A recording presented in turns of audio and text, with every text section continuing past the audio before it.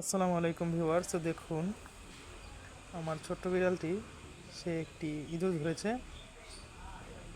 তো সে দেখুন কীভাবে ইঁদুরটা ধরে খেলা করছে। দেখুন, খাও খাও খাও। দেখুন দেখুন এমন দৃশ্য হয়তো বা এর আগে আপনারা কখনো দেখেননি। দেখুন কি করছে। সে বুঝতে পারছে না, আসলে ছোট তো তো কীভাবে এটা খাবে সে বুঝতে পারছে না।